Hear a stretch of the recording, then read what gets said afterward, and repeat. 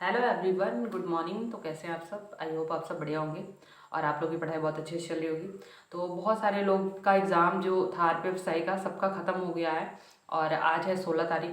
तो आप लोग कमेंट बॉक्स में बताइएगा, जितने लोग आरपीएफएसआई का एग्ज़ाम दिए हैं वो लोग कमेंट बॉक्स में बताएंगे कि उनका किस डेट में था, किस शिफ्ट में था और वो कितना क्वेश्चन अटैम्प्ट किए हैं और उनके हिसाब से कितना सही होने के चांसेस हैं। मतलब कितने क्वेश्चन पे वो लोग रिस्क लिए हैं या तुक्का लगाए हैं, ऐसा कुछ मान के चलिए। तो सारी चीज़ें बताएगा कि हाँ, मेरा लगभग इतना मैं अटेम्प्ट किया हूँ, चाहे की हूँ और इतना सही होने की संभावना है। क्योंकि अगर आप एग्ज़ाम दिए तो आपको पता होगा कि मैं कितने क्वेश्चन पे रिस्क लिया हूँ। ठीक है, तो आप लोग कमेंट करके ज़रूर बताइएगा। और जो आरपीएफ कांस्टेबल वाले हैं उनके लिए ये वीडियो इसलिए है कि जो आरपीएफएसआई का जो पीडीएफ है अभी मुझे मिलता है, तो मैं क्या करूँगी, टेलीग्राम चैनल पे अपने अभी या शाम तक मैं उसको कैसे भी करके डालूँगी। और जो लोग भी टेलीग्राम अभी ज्वाइन नहीं किए हैं, नेक्स्ट पिछले वाले वीडियो में मैंने डिस्क्रिप्शन में लिंक दिया था, तो बहुत सारे लोग मतलब बोल रहे थे कि मैं ज्वाइन नहीं कर पाया हूँ, कहाँ है लिंक। तो इस वाले वीडियो के डिस्क्रिप्शन में भी मैं दे दूँगी। जो लोग ज्वाइन नहीं किए वो लोग कर लेंगे। जो भी आरपीएफ कांस्टेबल के लिए हैं फिलहाल, वो लोग तो मतलब एकदम ज़रूरी करके ज्वाइन करेंगे। और जो अदर एग्ज़ाम की तैयारी कर रहे हैं, जिनको जीएस में दिक्कत है, वो लोग भी ज्वाइन कर लेंगे, क्योंकि मैं अपना नोट्स भी वहाँ पे शेयर करती रहूँगी और कुछ मैंने शेयर भी किया है। और जितना मैंने किया है, जैसे कि बुक्स का कर दिया है मैंने और गवर्नर जनरल कर दिया है, जिनके ये सब चीज़ें तैयार नहीं है वो जाके वहाँ से और उसको ज़रूर पढ़ ले। क्योंकि जो मैंने गवर्नर जनरल है वो मैंने लूसेंट से ही किया है और पीवाईक्यू में खूब पूछा हुआ है, इसलिए आप लोग वहाँ से जाके ज़रूर उसको कर लीजिएगा। और डिस्क्रिप्शन में मैं लिंक दे दूँगी, तो जिनको ज्वाइन करना है वो कर सकते हैं। और आरपीएफएसआई का भी मैं पीडीएफ डाल दूंगी। 15 जो शिफ्ट के एग्ज़ाम के क्वेश्चन हैं वो मैं डाल दूंगी। और देखिए, जो कांस्टेबल वाले हैं उनको कैसे पढ़ना है जीएस, क्या करना है आपको। मान लीजिए कि 2 दिसंबर के फर्स्ट शिफ्ट का जो भी जीएस का सेक्शन होगा उसको आप ओपन करेंगे। तो उसमें पहले सबसे पहले आपको क्या करना है, सबसे पहले आपको करंट का जितना भी टॉपिक है, जितना भी एक शिफ्ट में पूछा हुआ है उसका टॉपिक लिख लेंगे। और वो क्वेश्चन तो आपको याद करना ही है, क्योंकि 15 शिफ्ट में अगर एग्ज़ाम हुआ है और अगर 4-4 5-5 क्वेश्चन आए हैं, तो आप सोच सकते हैं कितने क्वेश्चन हैं। ठीक है, तो इस हिसाब से मैं ये बोलूँगी कि आप लोग क्या करिएगा कि उसको देख के और नोट डाउन कर लीजिएगा कि हाँ ठीक है, सैन्य अभ्यास से क्वेश्चन आए 2024 के। और खेल से रिलेटेड ये वाले खिलाड़ी से पूछा है, ये वाले पुरस्कार से पूछा है, चाहे ये वाला अपॉइंटमेंट पूछा है। ये सब सारी चीज़ें आपको वहाँ से देखना है और नोट डाउन कर लेना है। ठीक है, ऐसे ही 15 जितने शिफ्ट हैं, 15 के 15, उसका आपको अच्छे से एनालिसिस करना है। पूरा टॉपिक केवल करेंट के लिए मैं बता रही हूँ, उसको लिख लेना है। क्योंकि आप एक साल का पढ़ने से अच्छा है कि आप टॉपिक वाइज पढ़ लो, क्योंकि आरपीएफएसआई का रिसेंट में एग्ज़ाम हुआ है और आप कांस्टेबल का एग्ज़ाम मान के चलिए जनवरी लास्ट या मतलब फरवरी स्टार्टिंग में, यही मान के चलिए जनवरी फरवरी तक आपका भी एग्ज़ाम होना है और बहुत ज़्यादा दिन नहीं बचा है। इसलिए उसको क्या करना है, नोट डाउन करना है और पूरा करेंट वहीं से पढ़ना है आपको। ठीक है, उसके बाद से आपको क्या करना है, हिस्ट्री है, मान लीजिए हिस्ट्री में तीनों हिस्ट्री मान के चलिए, मेडिवल, मॉडर्न और एंशिएंट हिस्ट्री। तीनों हिस्ट्री का क्वेश्चन आप देखेंगे किस वंश से पूछा है, या कि मुगल काल से पूछा है कि सल्तनत काल से पूछा है। जिससे भी पूछा होगा, मौर्य, गुप्त, जिससे भी पूछा होगा उसको लिखना है। और वो जो टॉपिक है ना, वो जो चैप्टर है वो आपको बहुत अच्छे से करना है।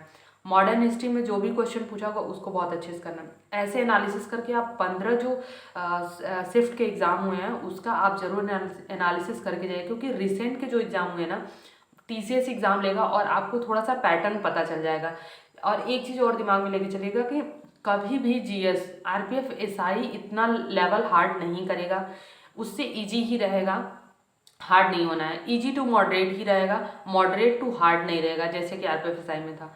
ठीक है, तो अच्छे से इसको पढ़ लेंगे। और मैं तो ये कह रही हूँ कि जो लोग यहाँ से कर लेंगे, मुझे लगता है वो अच्छे से जीएस करके आ जाएंगे, कोई उनको दिक्कत नहीं होगा। और बहुत सारे लोग मुझसे बोल रहे थे मैथ्स के लिए, तो मैथ्स के लिए मैं एक वीडियो ला दूंगी कल या परसों में। तो आप लोग मैथ्स भी वहाँ से जाके देख लीजिएगा कैसे पढ़ना है, कहाँ से सेक्शनल टेस्ट लगाने हैं, टॉपिक वाइज कहाँ से लगाने हैं, सारी चीज़ें मैं बता दूंगी, तो वो कर लेना। और एक चीज़ और है, बहुत सारे लोग मुझसे पूछ रहे थे कि आप मतलब मैं तो आरपीएफएसआई ही दी थी, कांस्टेबल मेरा है नहीं, मैंने फिल नहीं किया था फॉर्म। तो आप किस चीज़ की तैयारी करेंगे नेक्स्ट, मतलब किस चीज़ की तैयारी करेंगी। तो मेरा जो है, अभी मैं यूपी से हूँ तो मैं यूपीएसआई के लिए पढ़ूंगी और पढ़ रही हूँ, थोड़ा बहुत पढ़ रही हूँ। तो वही देना है। और क्या है कि 4 जनवरी को, अभी बहुत सारे लोगों को पता होगा, इलाहाबाद हाई कोर्ट का भी डेट आ चुका है 4 जनवरी को। तो अभी मैं इलाहाबाद हाई कोर्ट के लिए पढ़ रही हूँ। और उसमें क्या है कि हिंदी, इंग्लिश और जीएस और मैथ्स पूछता है 4 सेक्शन। तो इस वजह से मैं सोची हूँ कि ठीक है, आरपीएफ यूपीएसआई तो उसमें तो हिंदी, इंग्लिश, रीजनिंग और मैथ पूछता है, तो 3 तो मेरे वैसे भी तैयार हो जाएंगे। और इंग्लिश जो क्या है कि मैं बहुत पहले स्टार्टिंग में पढ़ी थी, उसके बाद मैंने छोड़ दिया था, मैं नहीं पढ़ी हूँ। तो मैं सोची हूँ कि इंग्लिश मुझे ज़्यादा वो करने की ज़रूरत है, फोकस करने की ज़रूरत है, तो वो मैं लेके चलूँगी। और जीएस वीएस तो चल रहा था, क्योंकि मैं आरपीएफएसआई में भी पढ़ रही थी और सारी चीज़ें। और देखो यार, जीएस का ये है ना कि आ गया तो सबको आएगा, नहीं आया तो फिर इतना डीप पूछता है कि फिर नहीं आता है। ठीक है, तो बहुत ज़्यादा माथा पच्ची नहीं करूँगी मैं, बस लेके चल रही हूँ। 4 जनवरी को हाई कोर्ट वाला है, वो देना है। तो अभी फ़िलहाल तो मैं उसी के लिए मैं सोच रही हूँ कि वही एग्ज़ाम दे लूँ। उसके बाद से इसी में रनिंग भी है, यूपी पुलिस का, आप लोग को पता होगा, तो वो भी देना है। मेरा डीवी भी इसी महीने में लगा हुआ है, लास्ट में, इस दिसंबर लास्ट में ही डीवी है यूपी पुलिस का, तो वो भी मुझे देना है। तो ये सब सारी चीज़ें हैं। तो और रनिंग भी स्टार्ट करनी है, तो सारी चीज़ें एक बार करना है, मैनेज करना बहुत थोड़ा सा मुश्किल हो रहा है, लेकिन ठीक है, जैसे जैसे टाइम मिल रहा है वैसे कर रही हूँ। तो यही है मेरा, जो बोल रहे थे बहुत सारे लोग, क्या क्या नेक्स्ट आपका क्या है, किस चीज़ की प्रिपरेशन कर रही हैं। तो मेरा यूपीएसआई ही है टारगेट, बाकी अभी तो कुछ नहीं है। और जितने भी लोग अदर स्टेट वाले हैं जिनको लग रहा है कि मेरा शायद आरपीएफएसआई का एग्ज़ाम ख़राब हो चुका है, वो प्लीज़ कांस्टेबल देखें। और जैसे मतलब मैंने कुछ कुछ जो मुझे, मतलब मैं अपने अनुभव से बता रही हूँ, जो जो मुझे पता है। आप जैसे मैं बता रही हूँ कि आरपीएफएसआई का पीडीएफ आप ज़रूर देख के जाइएगा, उसके हिसाब से ज़रूर अपना जीएस तैयार कर लीजिएगा। अगर उससे लो लेवल आएगा तो आप आराम से इजीली कर लेंगे, अगर उतने लेवल का भी आएगा तो आप आराम से क्वेश्चन कर सकते हैं, ये आपके दिमाग में रहेगा। ठीक है, तो यही सब है। और बाकी कांस्टेबल, अगर जिनका भी कांस्टेबल लगा है, मैं जहाँ तक समझ पा रही हूँ, वो बहुत अच्छा करके आएंगे। क्योंकि अगर आरपीएफएसआई में रीजनिंग और मैथ्स बहुत टफ नहीं था, बस कैलकुलेशन था, तो मुझे लगता है उससे लेवल लो ही रहेगा कांस्टेबल में ना। तो इसलिए आप लोग एकदम प्रैक्टिस करते रहिए, बिल्कुल डीमोटिवेट मत होइएगा, और पढ़ते रहिए, मॉक टेस्ट लगाते रहिए। जिनके जितने भी नंबर आ रहे हैं, कोई वहाँ वो नहीं है। और इस देखिए, मॉक टेस्ट इसलिए लगाना है क्योंकि स्पीड अच्छी हो जाए, कैलकुलेशन कितना भी आए, मेरी स्पीड, टाइमिंग, मतलब टाइम मैनेज हो जाए, स्पीड अच्छी हो जाए, इसके लिए हम लोग मॉक टेस्ट लगाते हैं। उसके लिए नहीं कि इसमें स्कोर अगर 90 आ रहा है तो वहाँ पे जाके 90 ही आएंगे, ये कोई ज़रूरी नहीं है। तो आप लोग लगाते रहिए। और क्या बोलते हैं, जिनके भी जैसे कि सेंटर, जो अदर स्टेट वाले हैं, आरपीएफएसआई दे सकते हैं, एसएससी जीडी भी डाले होंगे, एनटीपीसी भी डाले होंगे, दिल्ली पुलिस का भी कैलेंडर आ गया, आप लोग देख रहे हैं। तो सेंट्रल लेवल पे बहुत सारी एग्ज़ाम है, और एक में नहीं हुआ तो इसका मतलब ये नहीं है कि चुपचाप मन मार के बैठ जाना है। पढ़ते रहिए, कहीं ना कहीं हो ही जाना है। और घर वालों को भी सुनना है, सारी चीज़ें मतलब चलती है ना, क्योंकि अगर एग्ज़ाम नहीं निकलता है तो घर वाले भी बोलते हैं, अच्छा भी नहीं लगता है। लेकिन ठीक है ना, आप पढ़ते रहिए। इतना नहीं है कि आपको जीरो से तो शुरू करना नहीं है।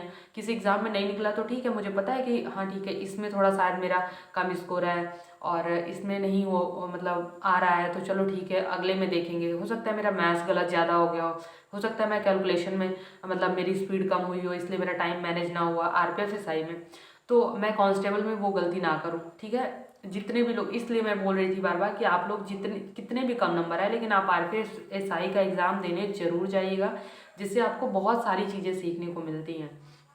ठीक है, तो ये सब है। मॉक टेस्ट में कितने भी कम नंबर आए, उससे कोई मतलब अपने आप को जज मत करिएगा।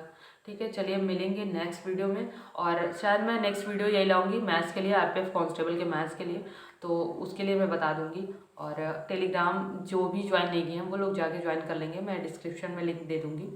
और मुझे मिलता है पीडीएफ, तो मैं पीडीएफ भी डाल दे रही हूँ आज या कल, जो जब भी मिल जाएगा मुझे मैं डाल दूँगी। तो वहाँ से जाके अपना, जैसे मैंने बताया वैसे अपना पढ़ लीजिएगा। ठीक है, बाय बाय।